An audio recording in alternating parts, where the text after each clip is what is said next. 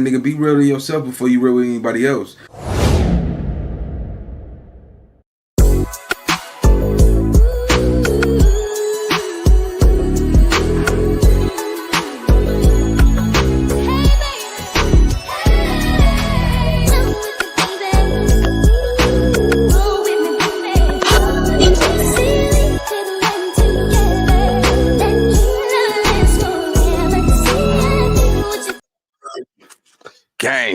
Gang. What's the big old deal? Man? It's y'all favorite hood partner, Big Nina Boy, and we back cracking. Yeah, man, it's been a minute since I've been in it, man. I ain't really been doing my lives and my 1-2s, though, man. But, yeah, so look, man, Eric Holder is back in the forefront of the news. You know what I'm saying? Just over these YouTube streets, man. So everybody right now is talking about Nipsey Hussle calling him a snitch. Still to this day, it's a mystery. Why is it a mystery? It's because you got to look at all the key situations that took place that day. Think about it, man. You know, Cowboy been running around saying Nipsey never said that I was the closest person to him, right? Rimpar never came online and defended what Nipsey said. You see what I'm saying? So you can't get mad at that. But just think about this, though, in a perspective, homie. You got Eric Holder. So you mean to tell me there's no paperwork on Eric Holder? Let's be clear, homie. There's no paperwork on Eric Holder. Nobody never seen the paperwork of him snitching, right? So it's one thing. Most of the time, somebody go, you know what I'm saying, go paint your shirt like Picasso if you actually telling. You see what I'm saying? Especially if you under that, somebody get you out of there and, you know, you do your 1-2.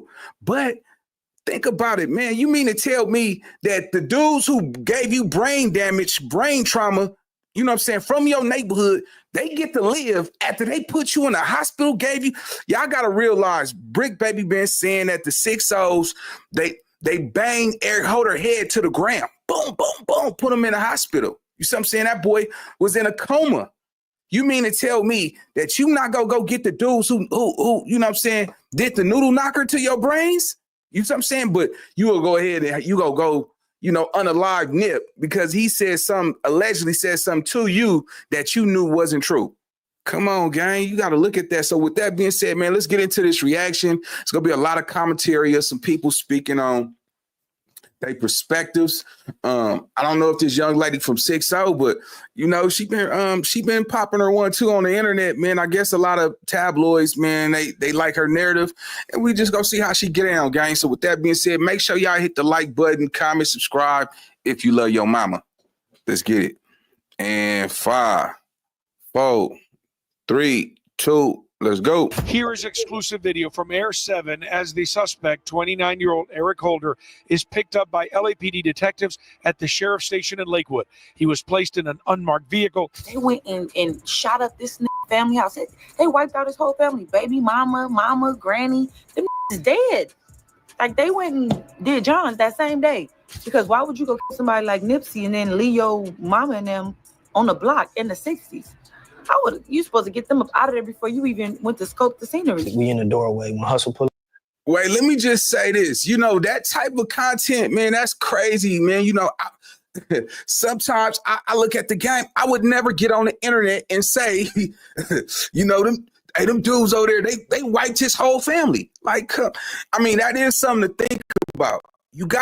That's why I say a lot of this, homie, come on, man. Like, a lot of this stuff shouldn't be on the internet. You see what I'm saying?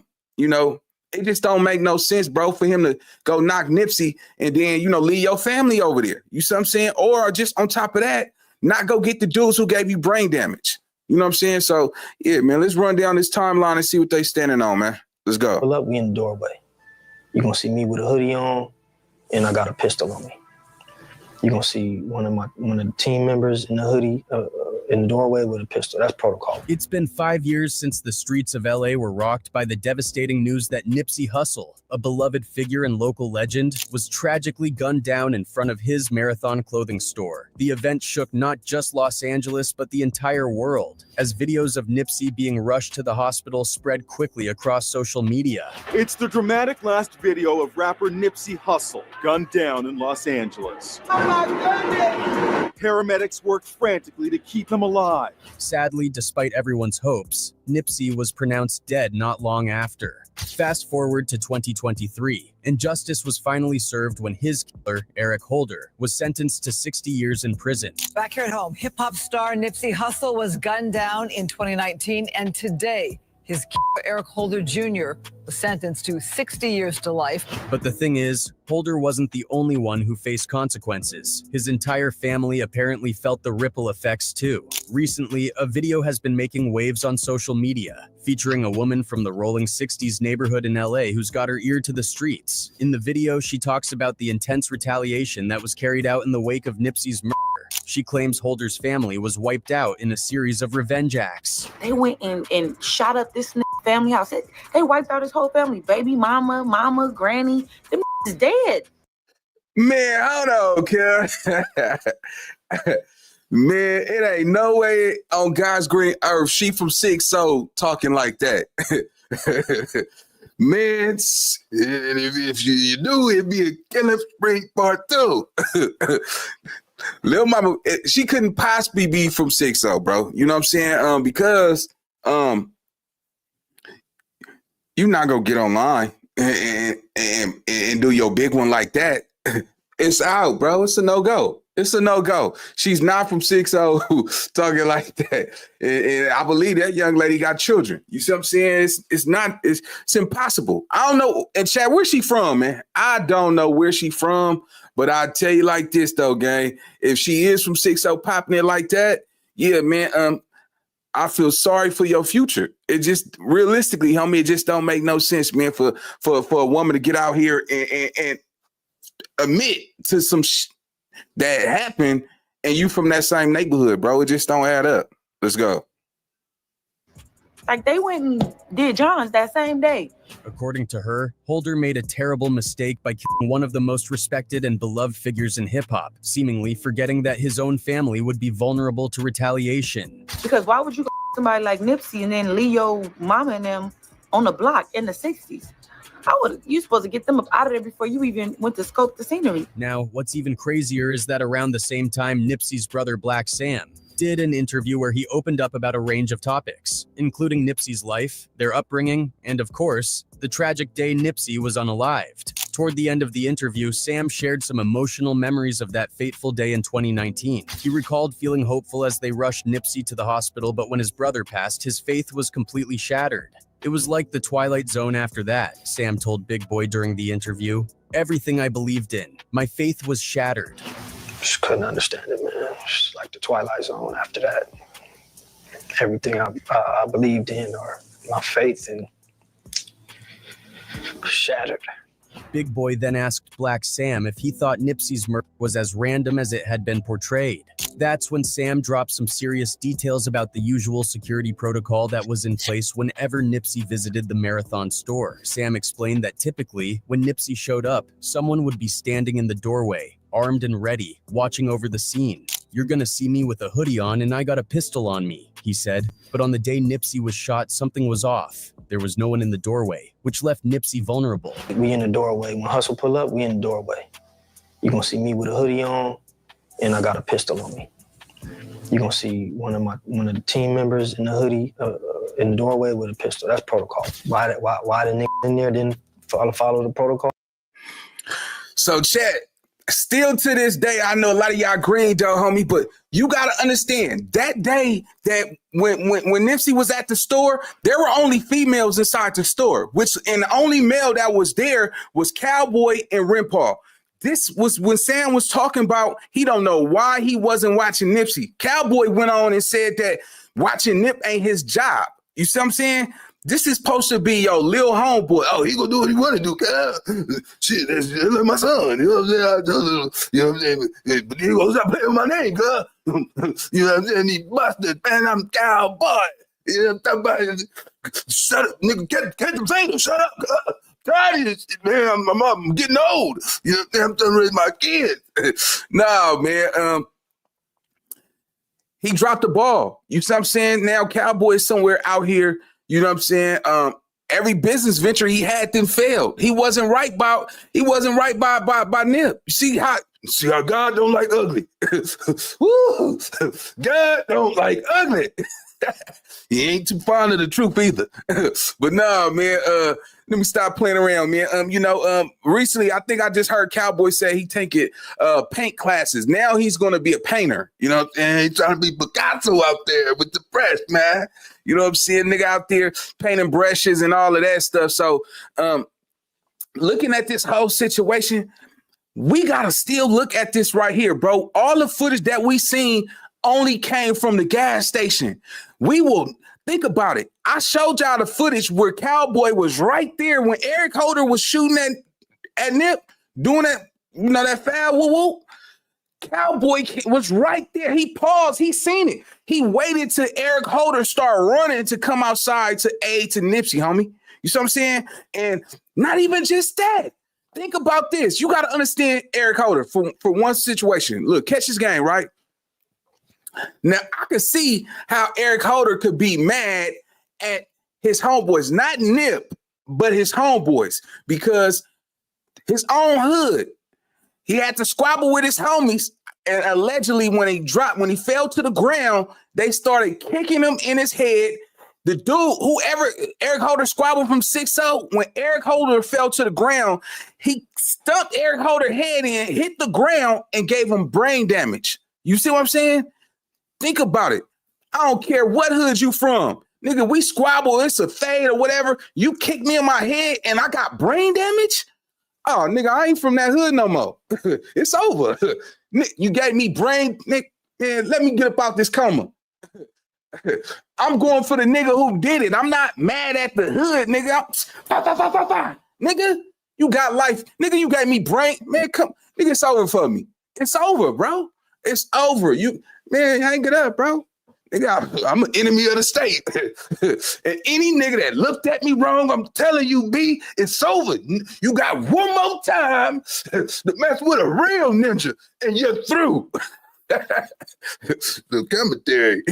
Nah, fuck around, man. Let's get into this reaction, cuz. I'm just keeping it Fendi with you, homie. The moment my hood give me brain damage, nigga, it's over. I could take a busted lip, you know what I'm saying, a black eye, fractured shoulder, you know, and maybe a fractured rib. But nigga, brain damage? You mean tell me I'm sending somebody hospital sleep for months and you got to do brain surgery on my head and I'm going to come back and nigga, you straight? Shit. Don't get mad at me, nigga. I know some niggas said, nigga, you knocked my teeth out. Nigga, it's over. nigga lose his teeth, come back firing at his own homie. You know what I'm saying? But nah, man. And let me just say this for the young niggas that's in the back. If you had to squabble with anybody, think about it, homie. It can't be real love, because, nigga, real love, nigga ain't gonna stump your head in. All that. That's why I say, nigga, miss me without love you, bro. You know what I'm saying? Let me just holler at y'all for 1 second, homie. Because I know it's a lot of young dudes out here that be watching. Y'all, when you know, you gonna take your DPs, your fades, your squabbles. But the moment somebody kick you in your head from your neighborhood, bro, it ain't no love. That ain't no love, nigga. Because if a nigga did kick you in the head and he ain't get touched up for that, oh, nigga, they choose him over you. You gotta understand. You know, brain damage, homie. Yeah, that's why I say this whole situation don't make sense. Why would you go after Nipsey and not go after the people who gave you brain damage? That same person who put them pot knots, them Lord of the Rings all over your head, man, that's the nigga you was supposed to go do what you had to go do to. You don't go get a nigga that you think about it. Nobody's never presented paperwork on Eric Holder. Nobody got the paperwork on Eric Holder. Nobody. So I'm saying, so it's been years. No, think about it. The paperwork would have came out. It's not hard to get his information. There's no paperwork on him. That's why I say one thing I could kind of agree with Cowboy is when Cowboy said he never called him a snitch. Still to this day, think about it, bro. He never snitched. He never snitched. You see what I'm saying? There's no paperwork. You see what I'm saying? And even if it was alleged rumor, that's still not, man, come on, gang. Like, nigga, you got other problems to worry about. Nigga, what about that nigga who nigga, when you drop to the ground, nigga stumped your head down. Nigga did the running man on your head. That's who you go, nigga, go get your 1-2 on. Oh, that's man, look, I know that Cowboy watched Nip die. I seen it. You see what I'm saying? But I also believe him when he said that Nip never called him a snitch. Let's go.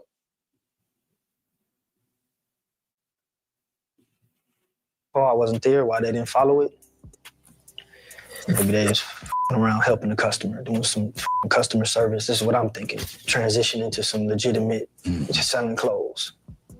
But nobody was in the doorway. Sam mentioned that Holder, before the shooting, walked up to Nipsey shirtless, almost like he was scoping out the area. He noticed there wasn't any security in the doorway, saw Nipsey was wearing shorts and didn't seem to be on guard, then left, only to return a few minutes later, this time wearing a red shirt. Sam pointed out that in their hood, no one wears red shirts, and you can't even buy one at the local liquor store. He speculated that Holder intentionally used the red shirt as a throw-off before sneaking through the alley and opening fire on Nipsey. To Sam, it was clear. This was no spur-of-the-moment shooting. It was premeditated.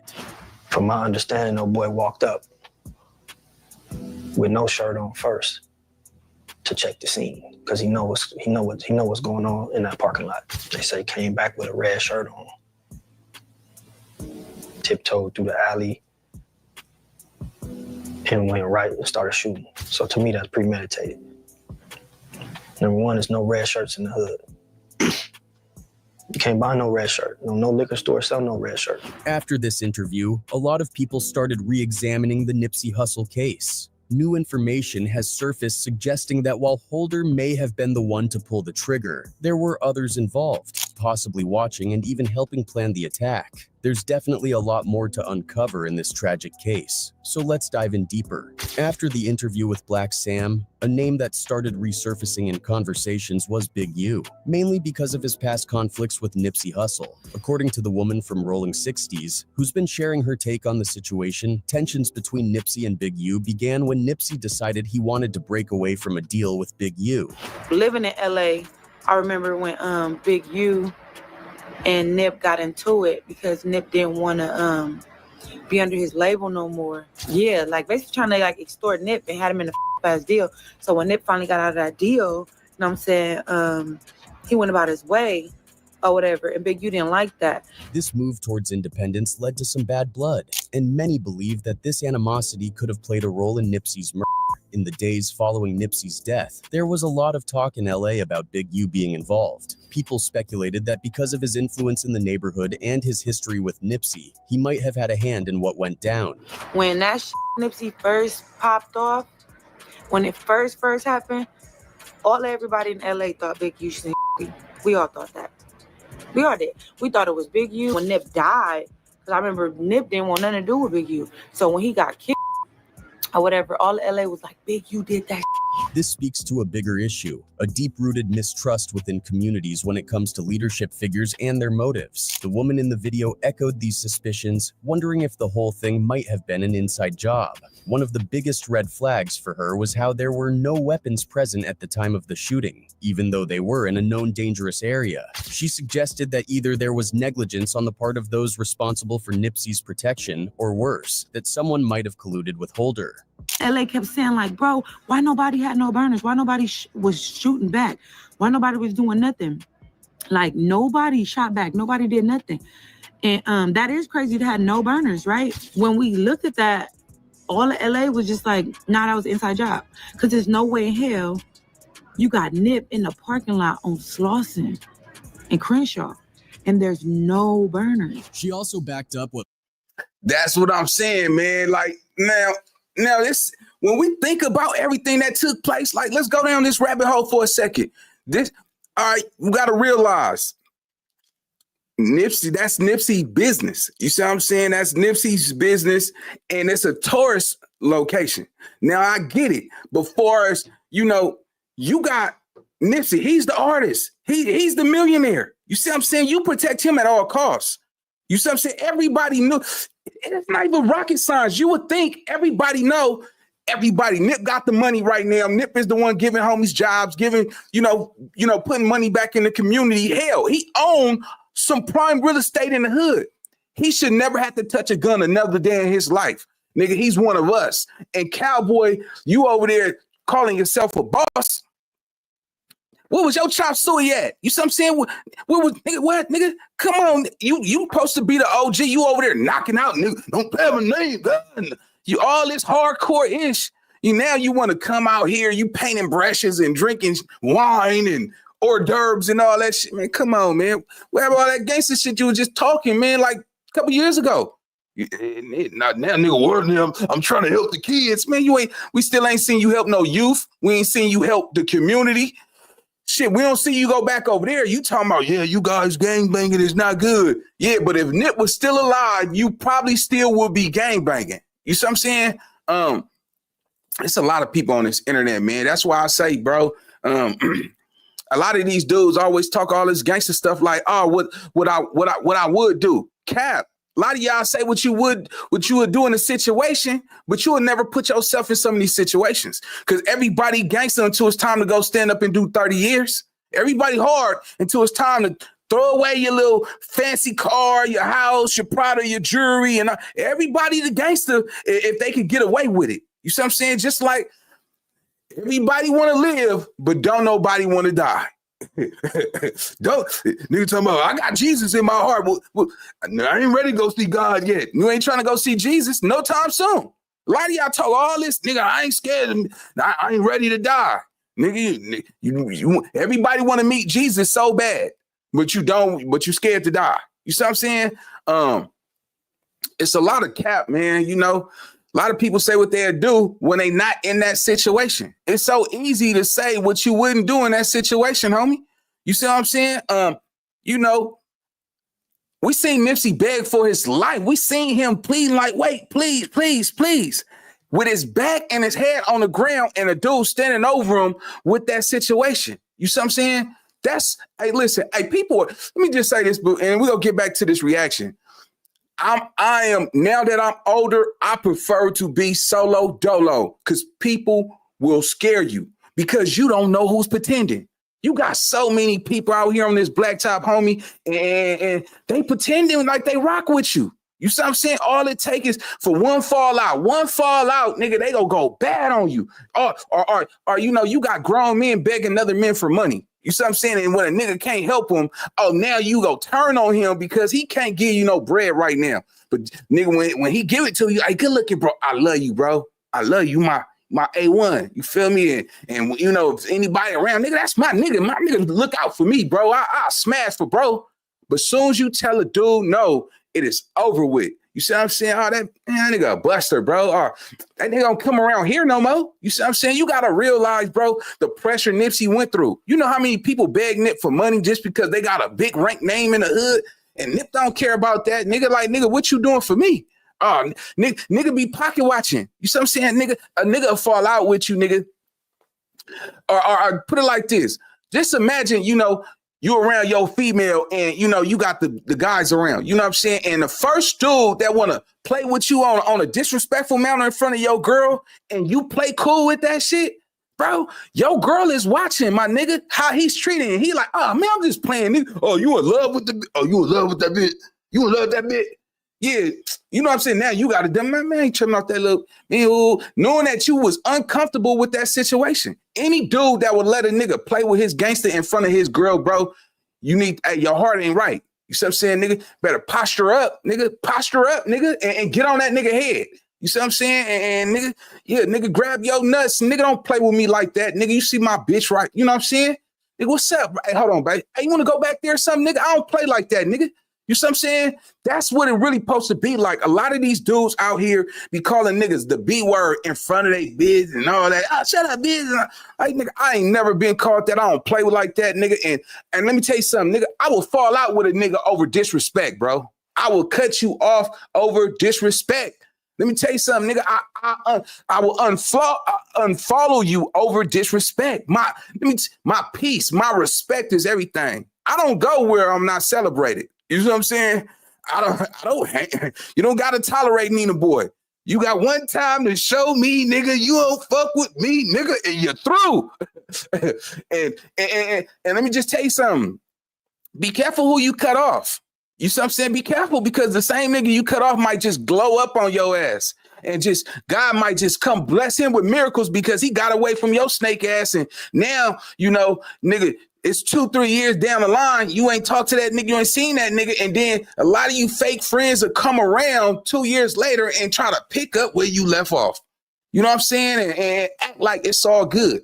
Man, what's up, bro? Hey, why we fall out? Nigga, you forgot what you did? See, real niggas, we keep a memory check up here. You know what I'm saying? A nigga might not be mad and show, in his feelings, but niggas don't forget. Real niggas don't forget. You see what I'm saying? Because a lot of people, I tell you all the time, it's either you got enough money or you got enough time.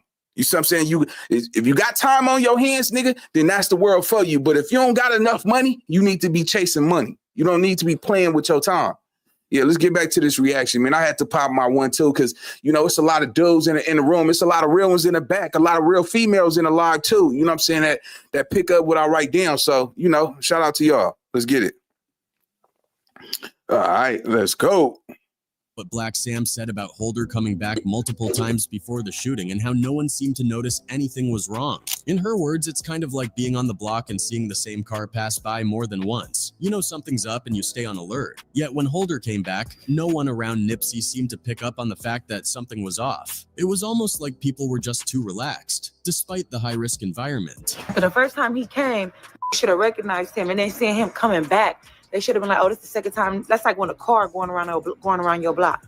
You're like, this car just went around the block like twice. Then when it come again, that's the same car. The woman expressed serious doubts about the official story of Nipsey's murder, saying it wasn't just a case of being in the wrong place at the wrong time. She believed it pointed to bigger issues involving multiple people, not just Holder. Drawing from her own experience with a loved one's murder, she emphasized that these things are rarely the work of one person alone. In her eyes, while Holder might have been the one to pull the trigger, many others were involved in planning and overseeing the events that led up to Nipsey's death. See, it was one who pulled the trigger, but it was actually two. But at the same time, it was like 15, 10 niggas involved. So that's the same thing with like Nip, bro. I felt like shit. It wasn't just shit. It was just the shooter, bro. It was more than that. Like, it was more involved. He was just a shooter. She also touched on what happened to Holder's family after the shooting. According to her, after Holder killed Nipsey, his entire family was wiped out in a series of revenge attacks. She speculated that if Big U had really orchestrated the whole thing, Holder might have spoken out by now, especially after losing so many of his own people. They went and shot up this family house. They wiped out his whole family. Baby, mama, granny. Them is dead. Like, they went and did John's that same day. That people's is dead behind that. If Big U actually put him up to a kid after he killed Nipsey, his whole family got wiped out within hours. They were dead. So therefore, if it was me, ain't no way Big U could have kept me quiet after that, because I did you a favor or I did whatever the and you couldn't even keep my family safe. So. But at the same time, she admitted she wasn't sure if Holder was even smart enough to pull off something. See, so what did that tell you? What did that tell you? You see what I'm saying? Think about it. That should eliminate the idea that Big U had, with me, I don't think Big U had anything to do with it, because it's just it's too he had too much blowback in regards to Nipsey's situation. He's still out in the public with it. You see what I'm saying? Most niggas are tuck they tail and hide. You see what I'm saying? Big U, he got a lot of shit going on. He's a socialite. He got the football team. He got a lot of shit going on. Everybody that's involved with that situation with Nip, they're damn near hiding. You see what I'm saying? They tucking their tail and ain't hiding. They not popping out in the front. He the only one that's been accused that's in the forefront. But I'm not gonna put it past nobody. I'm not gonna put it past nobody. But thoughts, opinions, hey man, it can all lead into different directions. But at the same time, y'all gotta understand this, right? You heard what she said? The moment, and this made perfect sense. The moment that she said, "Oh, nigga, if Big U had something to do with it, you let my family get killed, nigga, I'm about to out you out." You see what I'm saying? So that tell you what, man, hey, you want loyalty? You got to pay for that shit. That tell you what, you have to pay for that shit. A lot of time you think the nigga next to you is loyal to you and shit. Ain't nobody finna die for you just because, you know, all that. So, yeah, man, you got to be careful, man. I honestly believe that if Big U had something to do with it, it's no reason for him to. He already got 60 to life. He's never coming home. You see what I'm saying? Now, don't get me wrong. You know, allegedly they saying some of his siblings died behind this. You see what I'm saying? That should have been rule number one. You see what I'm saying? Why would you go take that mission, you know what I'm saying, and not know that your family wasn't going to be safe? What, you thought somebody wasn't going to touch your family? And somebody, if they did put a protection on your family, that will make that person involved. Let's go. Something like this on his own. That's why a lot of people still think Big U could be involved. No matter how many times Big U denies having anything to do with Nipsey's death, there are still doubts in people's minds, especially now with this new wave of information coming to light. Everyone knows about the friction between Nipsey and Big U, and the fact that Nipsey wanted out of his deal didn't sit well with Big U. There were multiple occasions where the two of them had serious disagreements. Times when Big U wanted things to go one way, but Nipsey wanted to take a different path. So people are left wondering if there's more to this story. Was Holder really acting alone, or was there a bigger plan in motion? So, on March 31st, 2019, the tragic event that claimed Nipsey Hussle's life took place while Eric Holder was on a date with a woman who, without realizing it, would end up being his getaway driver. Holder approached Nipsey in front of the Marathon clothing store, which is near the corner of Slauson Avenue and Crenshaw Boulevard. The two men exchanged a few words before Holder walked away, only to return minutes later with two handguns and start shooting in the middle of the parking lot. Nipsey was killed, and two other men were injured. The whole attack was caught on camera, so there was no doubt about Holder being the shooter when the trial started last year. However, when the trial kicked off, Holder's defense attorney, Aaron Jansen, tried a different approach. Instead of arguing for murder, Jansen aimed for a manslaughter conviction. His main argument was that Holder wasn't thinking clearly after Nipsey supposedly hinted that there might be paperwork on him, a term used to suggest someone might have cooperated with the police. Both Eric and Nipsey were members of the Rolling 60s, a well-known Crip street gang, and being labeled a snitch in that world is one of the most serious accusations you can face. Jansen claimed that for Holder, having Nipsey, someone with his status, call him out like that, especially in front of other gang members, was a huge deal. This wasn't just a friendly chat between two guys catching up, Jansen explained during his closing argument. Holder took it seriously. He knew the consequences of being called a snitch in that environment. Jansen was making the case that the insult struck a nerve in Holder, triggering him to act out of rage. It had been speculated that the root cause of the shooting was that Nipsey had called Holder a snitch. In gang culture, especially for someone trying to make a name for themselves, being branded as a snitch is one of the worst things that can happen. The insult can follow you around, damage your reputation, and make it nearly impossible to be trusted by others. Holder had been trying to make a name for himself as a rapper too, calling himself Shitty Cuz, and at one point, Nipsey had even signed him to his label as an up-and-coming artist. But after the snitch comment, Holder must have felt his chances of ever getting ahead or being accepted in the community were over. Despite what his lawyer was saying, the prosecution had a different theory. Deputy District Attorney John McKinney argued that the real motive behind the shooting wasn't just about being called a snitch. He believed Holder was driven by jealousy. Nipsey had already become a huge success in the music industry, and his 2018 album Victory Lap was even nominated for a Grammy. Meanwhile, Holder, who had started rapping under the name Fly Mac, wasn't getting anywhere close to that level of recognition. A key witness for the prosecution, a man named Douglas, took it a... All right, so I like how he said that, because think about it. You know, a lot of y'all pray for, you pray for, money. You know, a lot of y'all pray for fame, but you don't pray to protect you from envy, protect you from jealousy. You know what I'm saying? Somebody, think about it, bro. It's somebody right now that's probably watching this live, nigga, that You know, he got a couple jewelry pieces on. You know what I'm saying? He got his own crib, got his own car. You know, he always pulling out thousands of dollars. He always, you know, hanging out with the baddest women, going out to drink the most expensive liquor. It's somebody out there, and it's somebody that don't got what you got that's watching that. Let me tell you some real game, man. You can't give somebody 1,000% of your trust. I don't care, even in the streets. You give a person 1,000% and you trust everybody from your neighborhood 1,000%, you are a fool. You see what I'm saying? You know, a lot of deceit, betrayal, it always comes from the people you know. But listen, bro, anytime somebody get betrayed, sometimes it always comes from the people that you know. I don't care how you cut that, man. You know, you name one person who haven't been betrayed by their family.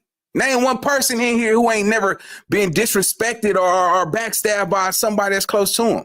It's always, or somebody that's talking bad about you. Anybody that's talking bad about you, 9 out of 10, it's always the people that you know.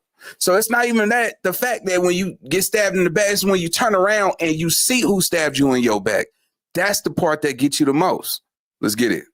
Step further, he said Holder's whole claim that the mention of paperwork made him fear for his life was outdated thinking. Douglas argued that in modern LA gang culture, people don't really care about snitching the way they used to. There are so many snitches walking around today, Douglas said. That's a myth. You can leave the rolling 60s and no one's going to do anything to you. Maybe in the 80s that was different, but this is 2022. It's not the same. When the snitching argument didn't seem to be sticking, Jansen tried to make another case. Holder was suffering from severe mental illness. He read a letter from Holder's father which said that Eric had been diagnosed with auditory schizophrenia when he was just 19. According to his father, Holder often heard voices in his head, which made him paranoid and act erratically. Jansen described a recent incident where Holder, just 3 weeks before the shooting, had a manic episode and threw a heavy weight through a window because he was convinced someone was going to kill him. When that argument didn't seem to sway the jury either, Jansen made one final plea by showing a picture of the metal staples in Holder's head. Holder had been attacked in jail during the trial when another inmate slashed him with a razor. Jansen used this as evidence to argue that Holder was already facing a dangerous future behind bars. He asked the court to give Holder a sentence of 28 years to life instead of the maximum of 60 years, pointing out that life in prison for someone who killed Nipsey, an icon with a huge following, would be filled with extreme danger. Nipsey Hussle's alleged killer was attacked on his way to court. Eric Holder's attorney tells TMZ that he was attacked by 2 people while in a holding cell. Holder needed 3 staples after being cut with what's believed to be a razor. Jansen pleaded with the court to take into account just how brutal Eric Holder's life would be in state prison. It's going to be a short, brutal life, Jansen said.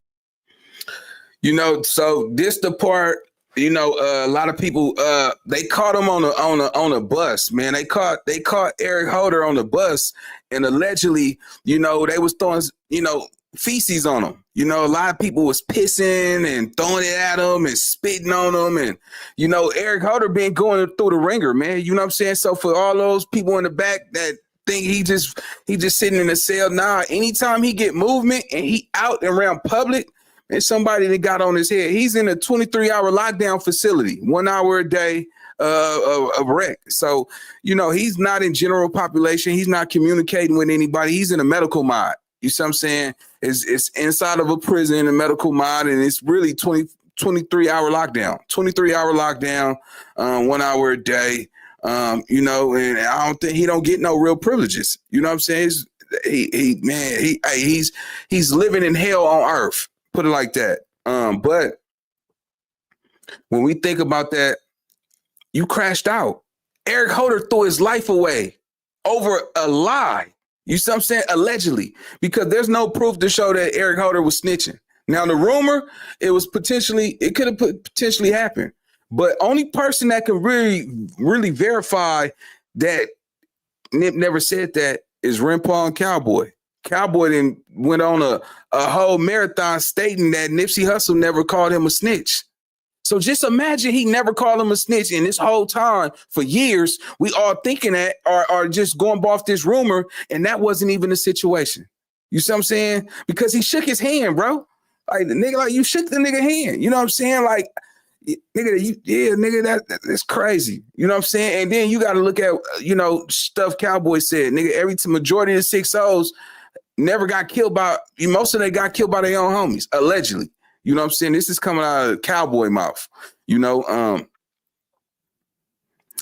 I still believe Eric Holder will one day give an interview. We don't know who he gonna give it to, why he gonna give it, how he gonna give it, but there's gonna be a reason because, you know, I believe that they're gonna do a documentary on him, not none of these small documentaries. They're gonna do like a real, like a Tupac and Biggie documentary on Nip. You know what I'm saying? I give it another 2-3 more years. I'll be the first one to say it. They gonna do like a real rollout documentary of Nip, and it's gonna be big. You see what I'm saying? And I think somebody with some power gonna be able to get to the prison and get that interview granted, and that story go come out because it's at this point you got nothing to lose. It's nothing you can lose at this point. And I don't think that he was acting irrational and just did that shit because of everybody saying he called him a snitch. That rumor spread it so fast like a wildflower, man. That fire, you know, nigga, I can't see it. And I ain't gonna stand with that. Let's go. He's already had multiple death threats. He's been beaten up, and he's in isolation.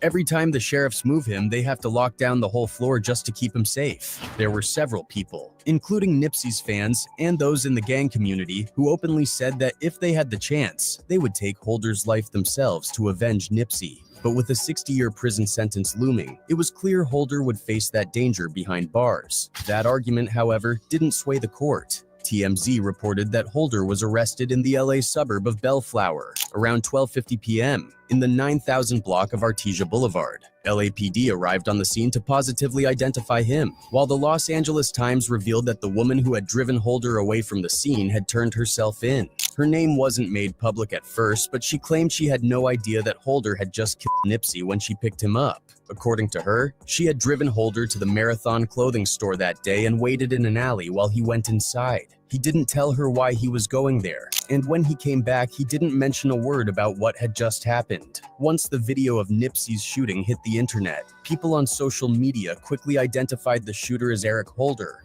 a wannabe rapper who went by the street names Shitey Cuz and Fly Mac. His photos started circulating, and the neck tattoo, he had made it clear that he was the man in the footage. As more info came out, it became known that Holder had a bit of a criminal history. In 2009, charges of domestic violence and battery were dismissed against him, and he had other minor offenses like driving without a license in 2011. But the bigger charges came in 2012 when he was caught with a loaded firearm and a concealed weapon. He ended up pleading guilty to the first charge, which landed him 3 years of probation and 180 days in LA County Jail. By 2015, he had a probation violation hearing, but even with all that on his record, nothing compared to what he was facing now. In the end, Holder was sentenced to 60 years to life in prison. He was convicted of first-degree murder for Nipsey's death and also found guilty of 2 counts of attempted voluntary manslaughter for the other men he injured in the shooting. Those 2 men survived, but the charges stuck. As the sentence was read, Holder, dressed in his orange jail jumpsuit, just stared straight ahead without showing any emotion. Count 1 alone, it would be 50 years to life.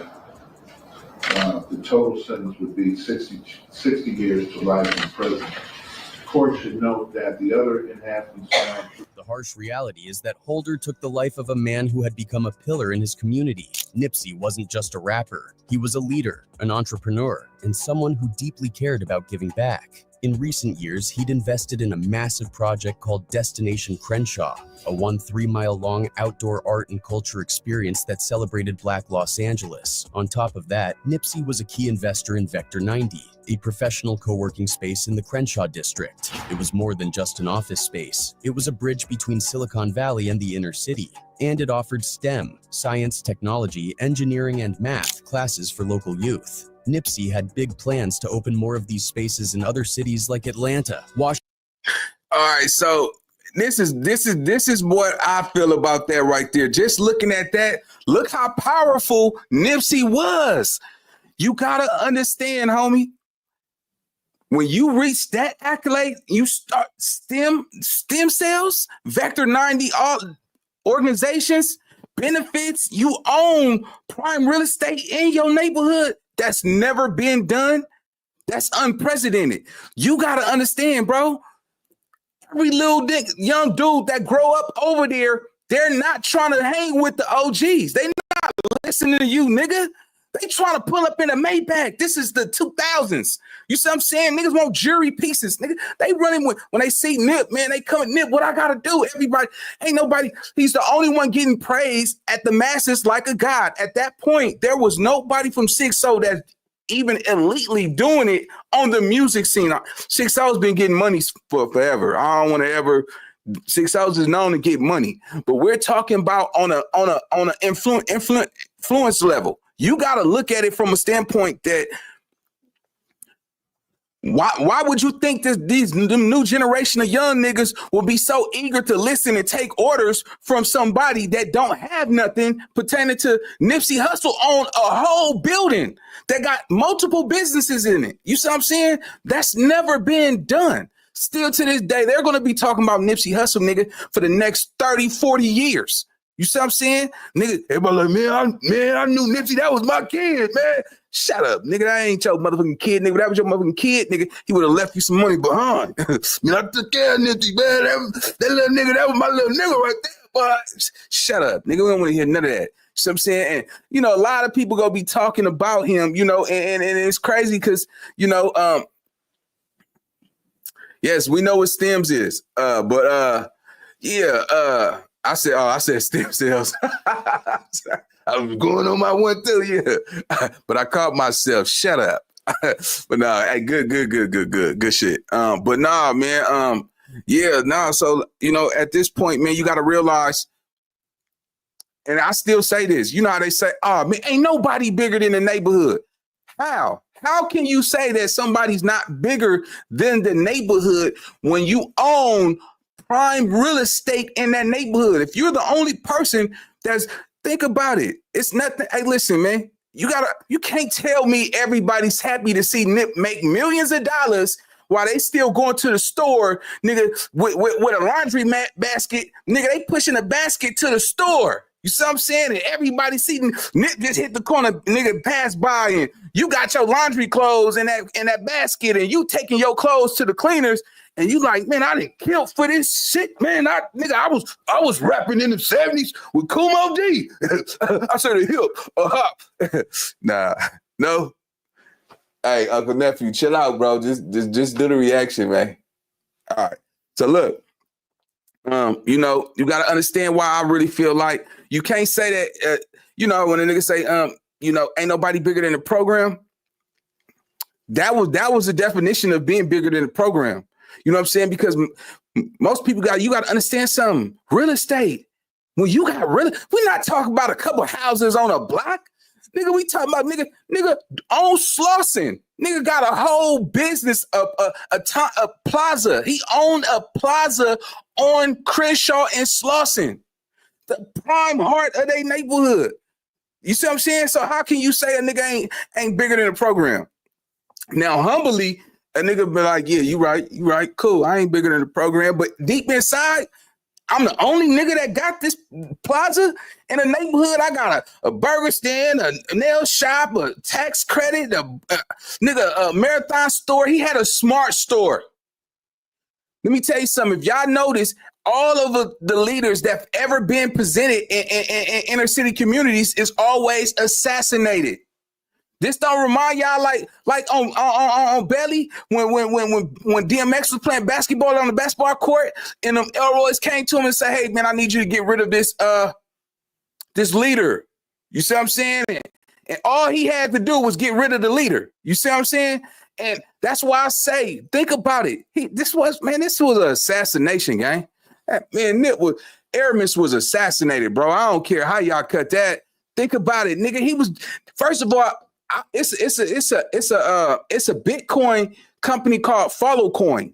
Nipsey Hussle partnered up with this company called Followcoin, and it was about to be super fucking big. I'm talking about extremely big. You understand what I'm saying? Man, that boy was set to be. I mean, I'm talking about Nipsey was on a verge to be $100 million nigga.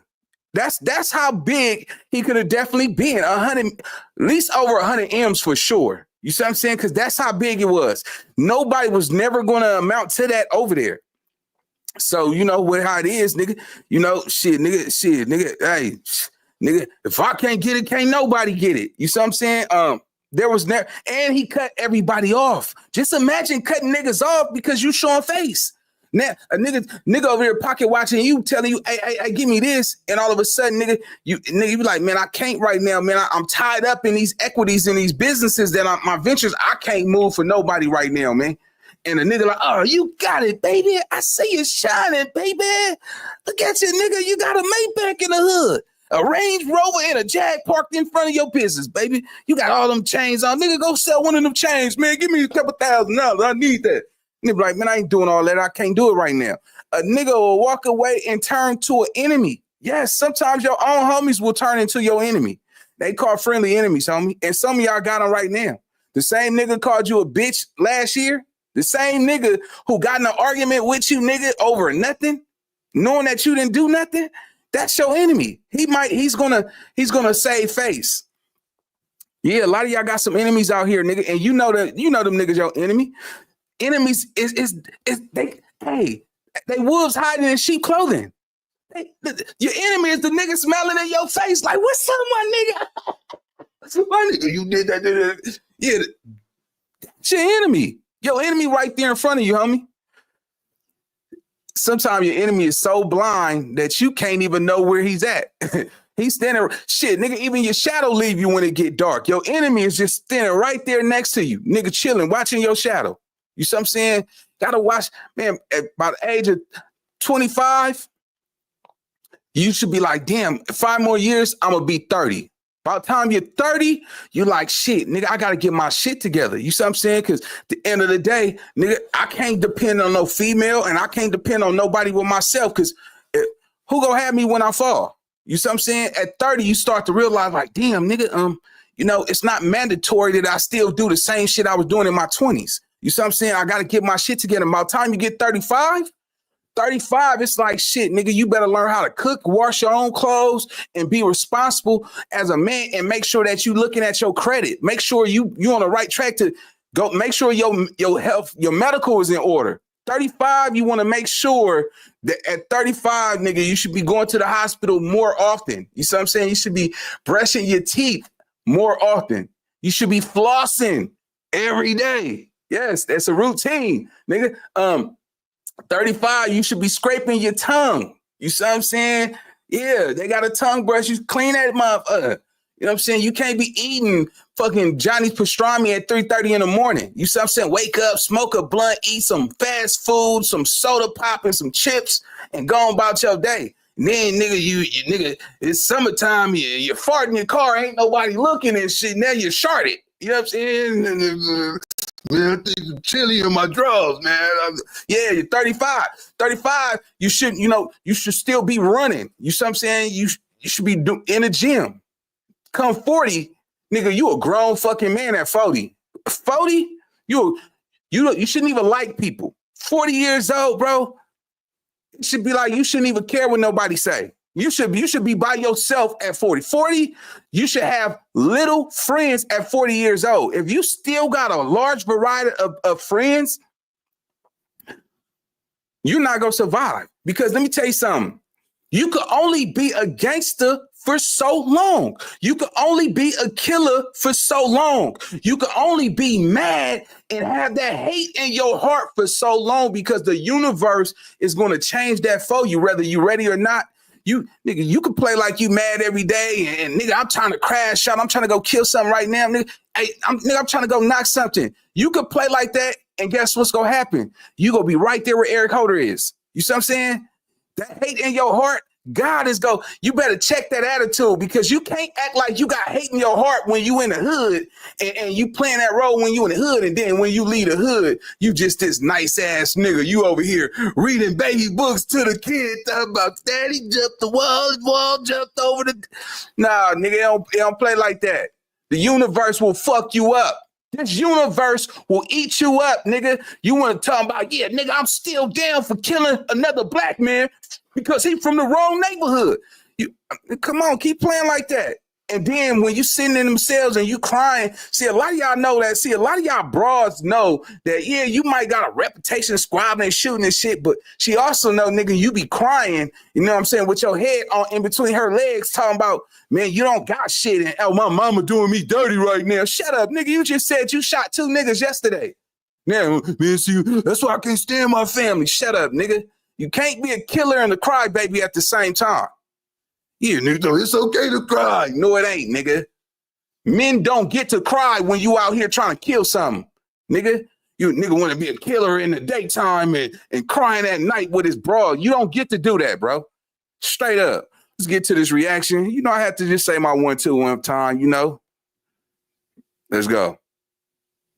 Washington, D.C., and underserved communities all across the country. In an interview with Forbes, Nipsey talked about how in his younger days, he had been influenced by ignorance and the self-destructive narratives that were pushed in music during his generation. He was determined to change that for the next generation, building something positive and long-lasting.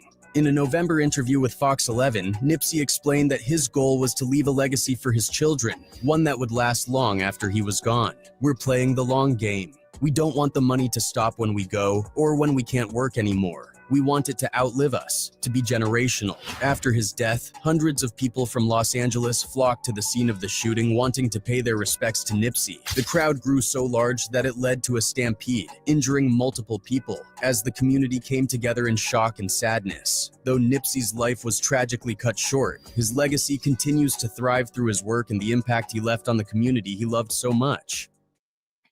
All right, everybody.